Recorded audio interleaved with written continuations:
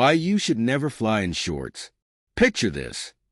You're all set for your flight, dressed in your favorite comfy shorts, ready to relax. But hold on, did you know that your exposed skin might be picking up some nasty surprises?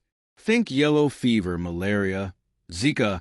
Yep, those are just a few of the unpleasant things you could be exposing yourself to. Sure, the plane looks clean, but if you checked it under a microscope, you'd see an entirely different story. Take seat back trays. For example, take and have over 2,100 colony-forming units per square inch.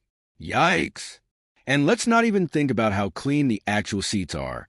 Airlines aren't exactly rushing to tell you how often they deep clean, spoiler alert. It's usually every 1 to 3 months. If you assume they scrub the whole plane before every flight, think again. Airlines lose about $100 per minute of delay, so deep cleaning isn't a top priority. The crew does their best, but trust me, shorts are still a bad idea. Not only are you exposing your skin to all that grime, but let's be real, you're not jumping into the shower the second you land. Do yourself a favor. Wear something that actually covers your skin. Plus, airplane cabins can get really cold, so you might find yourself reaching for a blanket. But here's the kicker, you really don't want to do that. Those blankets and pillows? Constantly reused. And let's just say, thorough washing isn't always happening between flights. Even when they are cleaned, airlines use industrial detergents that might not be the most skin-friendly. Bottom line, bring your own blanket or dress warmly. And speaking of dressing smart, let's talk slippers. Yep, the ones you borrowed from the hotel. Absolute lifesavers. If you want to kick off your shoes but don't want to flash your socks, no matter how cute they are, slippers are the way to go. Plus, they make those mid-flight bathroom trips way easier. When the flight's over, toss them, no mess, no fuss. Why you shouldn't sleep during takeoff and landing. We get it, flights can be exhausting. But trust us, takeoff and landing are the worst times to fall asleep. Here's why. The rapid air pressure changes can cause ear discomfort, or worse, muffled hearing from something called barytitis. Simple tricks like yawning, chewing gum, or swallowing help your ears adjust. But guess what? You can't do those things if you're asleep. Plus, takeoff and landing are when most accidents happen, so staying alert is just smart. Your ears and your safety will thank you. The TikTok travel hack you shouldn't try.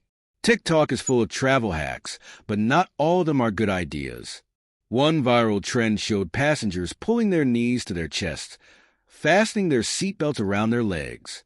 Bad idea. First off, it's against safety rules. Official guidelines require seatbelts to be worn properly across your lap. Secondly, this position could force your face straight into your knees during sudden impact, not great for survival. Also, a well-fitted seatbelt keeps you in place during turbulence. Oh, and if you injure yourself or others this way, you could be held financially responsible, especially if the plane has to make an emergency landing because of it. Why seats must be upright for takeoff and landing. You know the drill, tray tables up, seats upright. But why? It's not just airline preference. It's the law. A reclined seat doesn't offer the same structural support in an emergency. Worse, it could act like a catapult, launching you forward in a sudden stop. Not ideal. In case you didn't know, takeoff and landing are the riskiest phases of a flight, accounting for 67% of fatal accidents. Cruising? That's the safest part, so feel free to recline then. The real reason they dim the cabin lights. Ever wondered why they dim the lights during nighttime takeoffs and landings? It's all about safety. Your eyes need time to adjust to the dark so that if there's an emergency, you can see properly. It can take up to 30 minutes for your vision to fully adapt to low light. When your eyes are adjusted, you'll spot the illuminated floor paths leading to the exits much faster. If it's bright outside, the cabin lights stay on so you're not blinded when you evacuate. Smart, right? Flight attendants also ask you to stow your bags and put your seat upright. That's to keep pathways clear for evacuation. And they may request you to open your window shade so they can quickly check for external hazards like fire or debris. Why airplane food tastes off. Let's be honest, airplane food never tastes as good as it does on the ground. But why? For starters, the dry air and pressure changes in the cabin reduce your taste bud sensitivity by about 30%. Saltiness and sweetness are especially affected, which is why airlines overseason their meals sometimes by 20% more salt than usual. But there's more. The loud background noise in the cabin can also make food taste less salty and sweet. So, if your meal tastes bland, it's not the airline's fault, it's just science. Is airplane air really that bad? Surprisingly, no. In fact, the air quality in a plane is better than in many other public spaces. About 40% of the air is filtered through HEPA systems, and the rest comes from outside. That means the cabin air is completely replaced every 3 minutes, capturing 99.97% of airborne particles. However, overhead air vents, not as clean as you'd hope.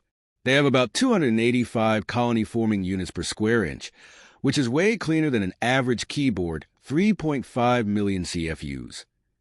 But still maybe give them a quick wipe before blasting that fresh air. Stay seated, but not for too long. During takeoff and landing, you must stay seated. But staying glued to your seat for the whole flight? Bad idea. Your blood needs good circulation, and sitting still for hours can increase the risk of deep vein thrombosis DVT. If you have an aisle seat, stand up and stretch when you can. If you're in the middle or window seat, at least flex and extend your legs every now and then. Contacts versus glasses. What's better for flights? Wearing contact lenses on a plane? Probably not the best move. The dry cabin air can make your eyes super uncomfortable. If you can, opt for glasses instead. Trust us, your eyes will thank you. And that's a wrap. There you have it, some travel tips that could save you from discomfort and maybe even disaster.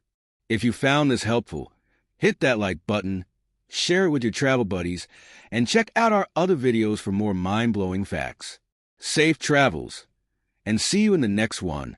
I know I can love you.